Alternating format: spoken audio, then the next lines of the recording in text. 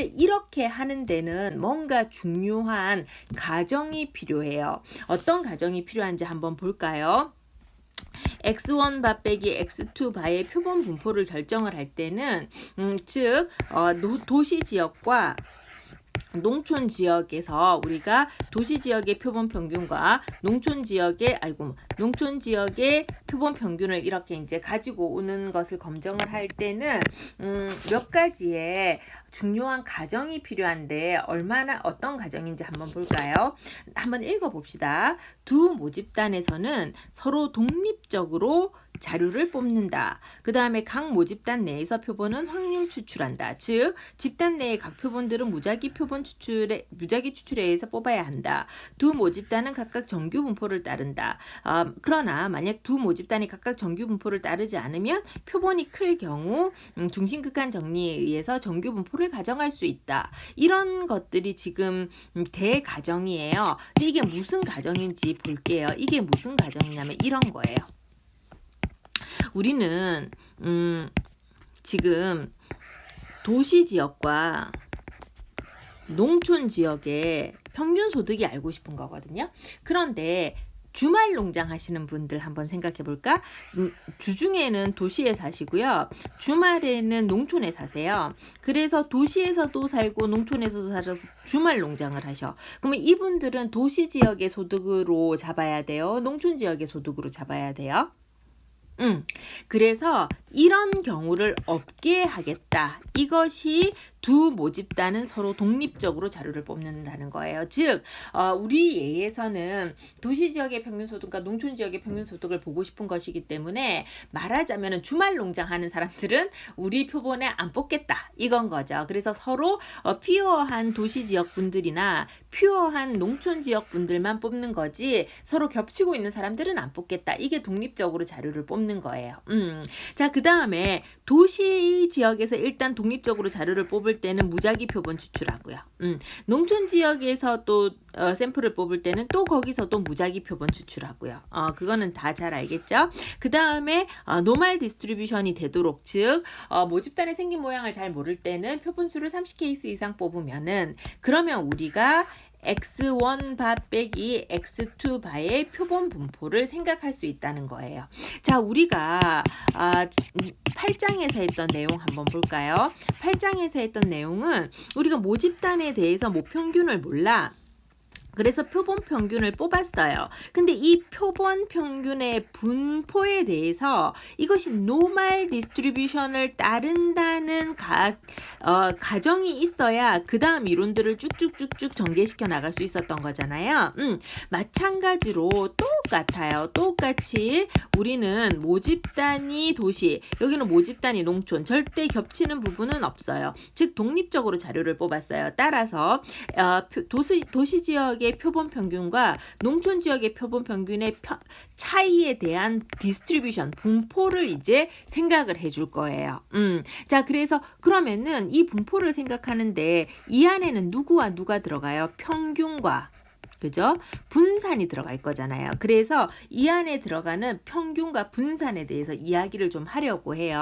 다시 한 번 더 얘기할게요. 우리가 원래 지난 장까지 했던 이야기를 잘 생각을 해보면 모평균이 되게 궁금해. 그래서 우리가 표본 평균을 뽑았어. 그러나 이 표본 평균에 대해서 어쨌든 모집단이 노멀 디스트리뷰션이면 그냥 노멀 디스트리뷰션이 가정이 되는데 추정량의 분포가 노멀 디스트리뷰션이 가정이 되는데 모집단이 노멀 디스트리뷰션이 아니라면 30케이스 이상 많이 뽑아야 노멀 디스트리뷰션을 이루고 그 노멀 디스트리뷰션은 n분의 시그마의 제곱 뮤, n분의 시그마의 제곱이라는 이런 분포를 따르는 추정량의 분포가 이런 분포를 따른다는 이론적인 내용이 있어야 그 다음에 쭉쭉쭉쭉 전개가 돼서 이런 분포에서 말이죠. 이런 분포에서 말이죠. 이 방향에서 말이죠. 혹은 구간 추정에서는 이렇게 말이죠. 하면서 노멀 디스트리뷰션이라는 내용을 계속 사용을 했었잖아요.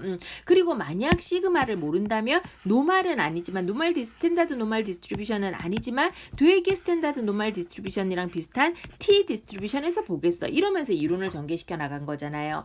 그러니까 대부분의 이론은 사실은 제일 기본적인 거는 x바가 이러한 분포를 따른다는 것이 아예 아주 기본적인 그냥 가정이었잖아요.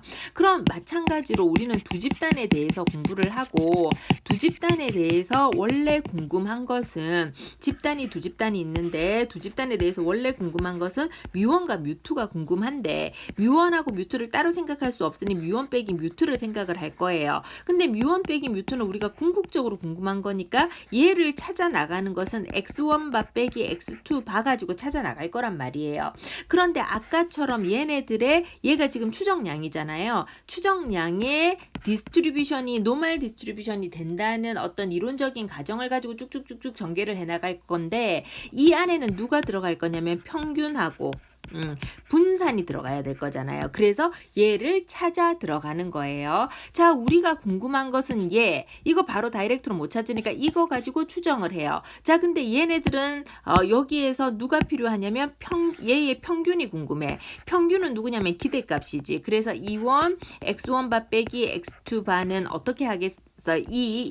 이의 expected value x1바 빼기 x2바는 어떻게 하겠어요? 어머, 저는 기대값을 배운 지가 한 달이 지나가지고 기억이 안 나네요. 정말 좋은 지적이에요. 기대값을 배운 지가 한 달이 안 돼서 기억이 안 나는데 우리는 코로나 사태로 인해서 이 동영상 수업을 하고 있기 때문에 동영상이 다 있어. 그래서 앞에 가서 찾아서 보면 돼요. 자, 어쨌든 얘는 2의 x1바 더하기 2의 마이너스 x2바 이거고요. 얘가 앞으로 나가면서 2의 x1바 빼기 2의 x2바 이렇게 될 건데 표본 평균이 기대하는 애는 누구예요? 모평균이 되기를 기대하면서 표본 평균을 계산을 하겠지.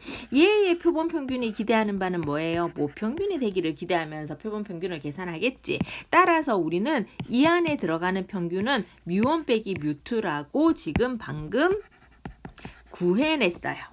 자, 그러면 이제 분산을 계산을 해야 될 거잖아요. 자, 근데 이 분산은 아마 지금 20분이 넘었을 거야. 넘었을 건데 요거는 설명하는 김에 그냥 조금 시간 더 들여서 설명할게요. 안 넘었을 수도 있어요. 알람을 설정을 안 해서.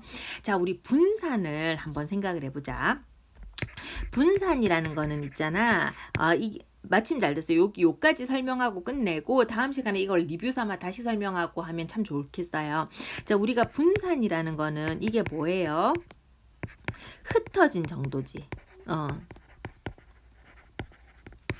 근데 우리가 궁극적으로 흩어진 정도는 왜 궁금하냐면은 지금 표본을 뽑는 입장에서는 흩어진 정도가 요거밖에 없으면 표본을 뽑는 레인지도 굉장히 좁을 거고요. 예를 들어 흩어진 정도가 막 이렇게 생겼으면은 표본을 뽑는 레인지도 굉장히 넓겠죠. 이런 거겠죠. 자, 그 다음에 우리 이거 한번 볼게요. 이제 우리가 x1이라는 A의 흩어진 정도가 예를 들어 이 정도예요. 자, 그 다음에 x2라는 A의 흩어진 정도가 예를 들어 그냥 예를 들어 이 정도야. 근데 우리는 x1에서 x2를 뺀 것에 흩어진 정도를 알고 싶거든. 그러기 위해서는 빨간 것 빼기 초록을 해줘야 될까요? 흩어진 정도가?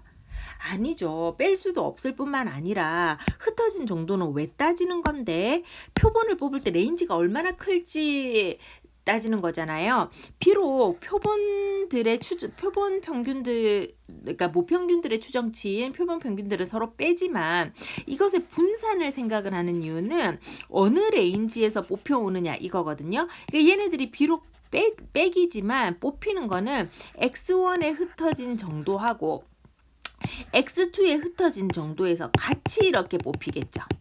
따라서 이 상황은 지금 어떻게 되는 상황이냐면 x1 빼기 x2에 흩어진 정도라는 거는 x1에 흩어진 정도도 반영을 하고 그 다음에 x2에 흩어진 정도도 같이 반영을 비록 여기에서 이거를 빼준다고 하더라도 그러면 여기에서 이거를 빼주면 이거 뺀 값인 이 값만 남나요? 그런 거 아니잖아요. 그죠?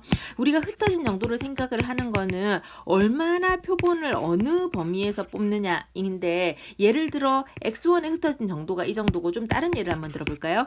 예를 들어 x1에 흩어진 정도가 이 정도고 x2에 흩어진 정도가 예를 들어 이 정도야. 그러면은 x1에 흩어진 정도하고 x2에 흩어진 정도를 같이 생각을 해줘야 될 것이고요. 만약에 얘가 이렇게 겹치는 데가 없이 조금만 이렇게 겹쳐. 얘도 마찬가지로 얘에 흩어진 정도 이 레인지하고 얘에 흩어진 정도 이 레인지를 다 생각해 줘야 될 거잖아요.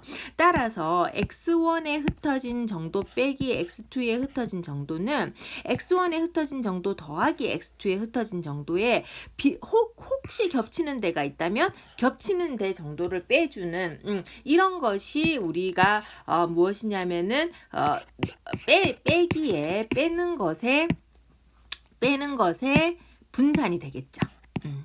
그런데 우리는 어떻게 하기로 했냐면은 겹치는 것이 없도록 뽑기로 했어요. 이걸 좀 멋지게 표현을 하면은 인디펜던트한 자료를 뽑기로 했어요. 좀 전에는 뭐라고 했냐면은 독립적인 자료를 뽑는다고 했어요. 독립적인 자료를 뽑는다 그랬으니까 얘네들이 겹치지 않을 거잖아, 그지? 그래서 얘네들 간에 얘는 교집합하고는 다른 거예요. 분산의 의미로 코베리언스라는 공분산이에요. 제가 설명을 쉽게 하기 위해서 좀 전에 화살표로 설명을 해서 마치 교집합인 것처럼 생각이 되지만 그런 개념 아니에요. 지금 시각적으로 설명하기 좋게 하려고 그런 거예요. 시각적으로 설명하기 좋게 하기 위해서 x1에 흩어진 정도는 이 정도, x2에 흩어진 정도는 이 정도면은 x1 빼기 x2를 하려면은 얘네들 레인지를 다 쳐야 될 거 아니에요. 그죠?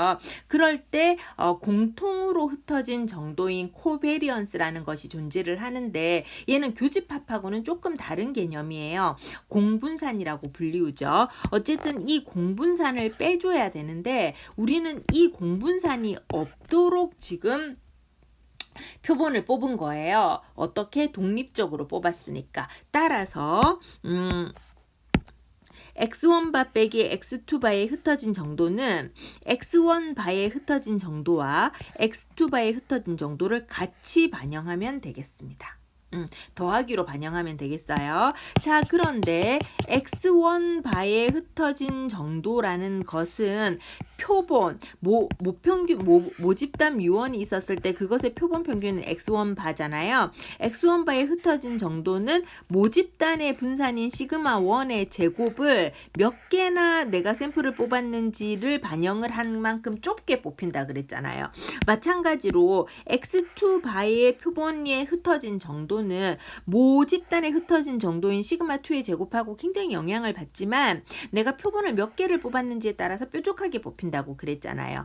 즉 우리가 궁금한 x1바 빼기 x2바에 흩어진 정도는 x1바에 흩어진 정도하고 x2바에 흩어진 정도를 더하기로 같이 고려해줘야 되고 x1바에 흩어진 정도는 전에 배웠던 내용대로 이렇게 반영이 되고 x2바에 흩어진 정도는 전에 배웠던 내용대로 이렇게 반영이 되기 때문에 여기에 있는 분산은 n1분의 시그마 1의 제곱 더하기 n2분의 시그마 2의 제곱이 되겠습니다. 자, 오늘은 요까지 하고 다음 시간에 얘를 리뷰 다시 하고 수열 수업을 시작하겠습니다. 수고 많으셨습니다.